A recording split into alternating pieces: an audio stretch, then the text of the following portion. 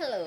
ဒီနေ့မှာတော့လီနိုမန်ပညာရပ်ကိုတောင်ပေါင်းဆောင်ကနေလေ့လာခြင်းနဲ့ professional သမားတွေအတွက်ရည်ညွှန်းပြီးတော့ဒီဗီဒီယိုလေးကိုလုပ်ပေးလိုက်ရခြင်းပဲဖြစ်ပါတယ်ဘယ်လိုလေ့လာရမလဲ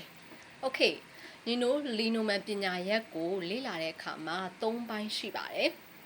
ပထမဆုံးအပိုင်းအနေနဲ့လီနိုမန်ပညာရပ်မှာဒီယာရဲ့အဓိပ္ပာယ်ကိုကပထမဆုံးသိနေရပါမယ်နောက်တစ်ခုကကြတော့ဒီမှာပါနေတဲ့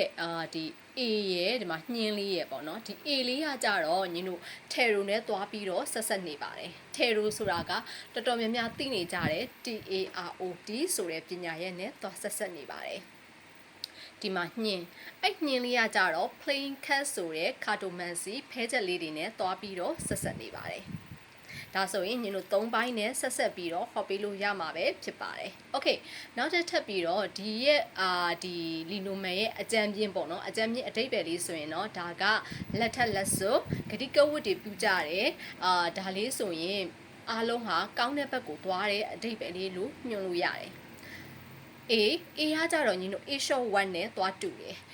minor cat ပေါ့နော် minor cat Tero ကိုမှ minor cat ဖြစ်တဲ့ A short 1နဲ့သွားတူရဲ့အတွက်ကြောင့်မလို့ညီတို့ဒီဟာလေးနဲ့ပတ်သက်ပြီးတော့လှင်မြန်ခြင်းတွေအခုကြည့်ရှုနေတဲ့သူဆိုရင်တော့ဒီကိစ္စတွေမေးထားတယ်ဆိုရင်တော့လှင်မြန်နဲ့ဖြစ်မယ်ကောင်းတဲ့ဘက်ကိုသွားမယ်သို့တော်ညီတို့ဒီရဲ့ညှင်းလေးပေါ့နော်သွားညှင်းလေးကိုသွားပြီးတော့မြင်လိုက်တဲ့အခါမှာဆိုရင်တော့မိတ်ဆွေတို့အနှဲငယ်တော့အဖြက်လေးတွေကြုံတက်တယ်အဲ့အဖြက်လေးတွေကြုံပြီးမှသာလင်းညီတို့ဒီလေးတွေကပို့ပြီးဖြစ်မြောက်နဲ့ပို့ပြီးအောင်မြင်မယ်ဒီလိုပုံစံမျိုးနဲ့လည်းသွားပြီးတော့ဆက်လို့ရတယ်။ဘာကြောင့်ညင်တာကိုပြောချင်ရလဲဆိုတော့ဒီမှာကညင်းကအနက်ရောင်ဖြစ်တဲ့အတွက်ကြောင့်မလို့တစ်ခါတလေမှာဒီအနှောက်အယှက်လေးတွေအတားဆီးလေးတွေဒီလိုပုံစံမျိုးလေးတွေအနှဲငယ်တော့ကြုံရတတ်တယ်ပေါ့နော်။ဒါလေးကလည်းညီတို့မေးတဲ့မေးခွန်းပေါ်မှာမူတည်ပြီးတော့အများကြီးပြောင်းလဲမှုရှိပါတယ်။ဥပမာညီတို့ဒီချီးနဲ့ပတ်သက်ပြီးတော့လာမေးမယ်ဆိုရင်ဆေးဆက်ဖြစ်တဲ့အကြောင်းအရာလေးတွေပေါ်လာနိုင်တယ်အဲ့ဆေးဆက်ဖြစ်တဲ့အခါမှာတစ်ခါတလေမှာ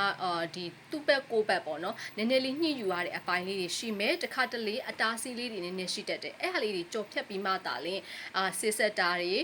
လက်ထက်တာတွေဒီလိုပုံစံမျိုးထိဖြစ်လာနိုင်တယ်ဆိုတော့ဆက်မှုလေးတွေပဲဖြစ်ပါတယ်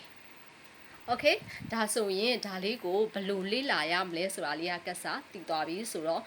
ဒီဟာလေးကိုထဲဝင်လေးသိကျင်လာပြီဆိုရင်တော့ခုနကပြောပြတဲ့အကြောင်းအရာလေးတွေကဒီထဲမှာပါဝင်နေပါတယ်လက်စွပ်ရဲ့သဘောတဘာဝလေးတွေကိုညီတို့သိရပါမယ်နောက်တစ်ခုကကြတော့ဘလို့ဆက်နေလဲပေါ့ညီတို့ဒီမှာဆိုရင်